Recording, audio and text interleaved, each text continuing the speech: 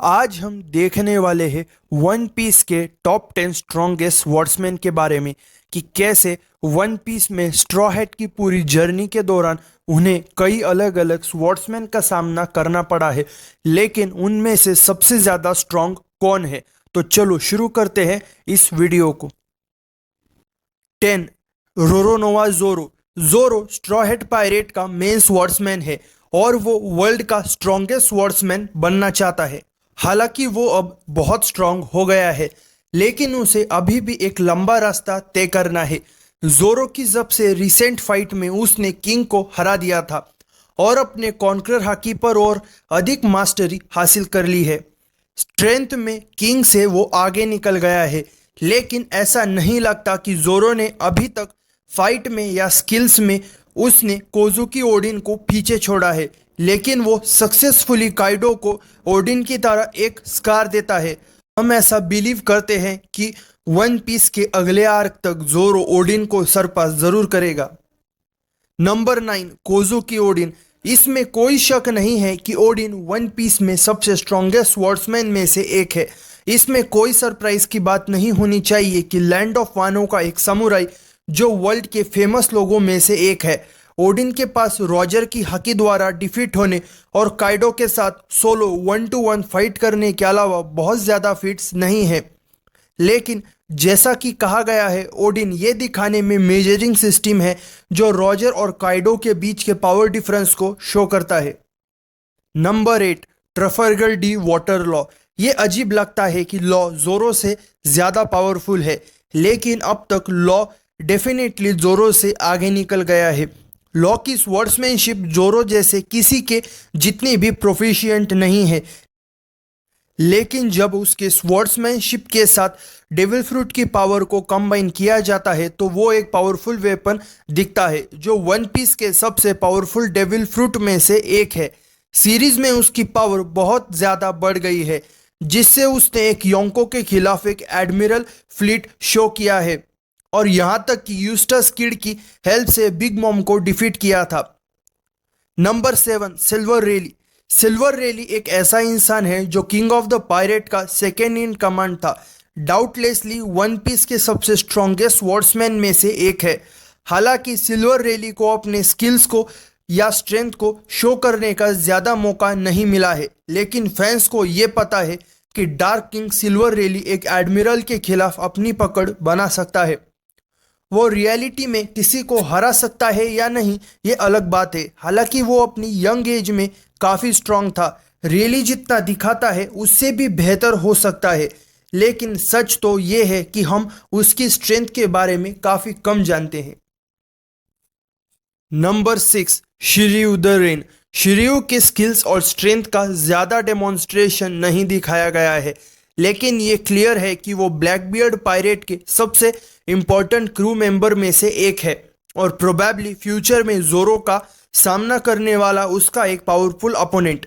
अभी तक ये कहना इम्पॉसिबल है कि क्या शिर्यू जैसा कोई इंसान सच में योंको से ज़्यादा स्ट्रांग है, लेकिन अभी के लिए ये मान लेना बेहतर होगा कि वो उतना स्ट्रांग नहीं है।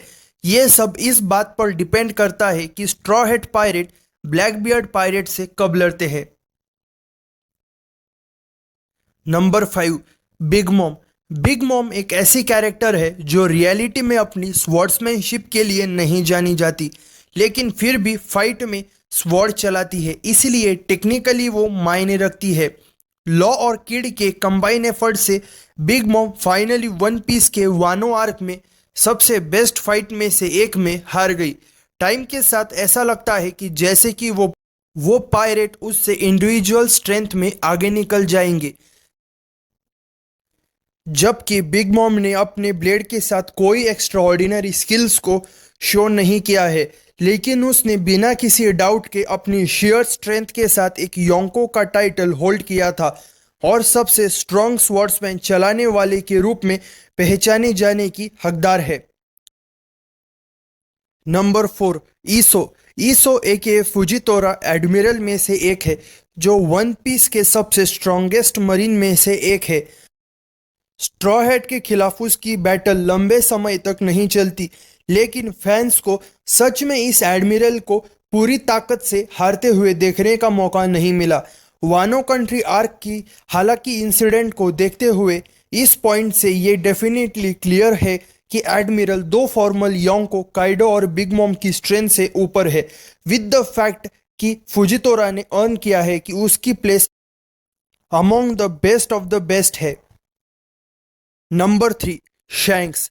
जिस पर्सन को ड्रैकुल मीहॉक का अपोनेंट माना जाता है, कई फैंस इस बात पर जोर देते हैं कि शैंक्स मीहॉक से ज्यादा स्ट्रांग है, लेकिन शैंक्स के पास मीहॉक के कंपैरिजन में कम फीट है। शैंक्स का हाथ खो जाने के कारण शैंक्स को अब मीहॉक के खिलाफ एक वर्दी अपोनेंट के रूप में नहीं देखा जाता। ये मीहॉक के लिए एक बहाना हो सकता है कि वो अपने फ्रेंड को ऐसे देखकर उससे ना लड़े, लेकिन साथ ही फैंस जानते हैं कि मीहॉक अपनी लिमिट्स को आजमाने का मौका ढूंढता है।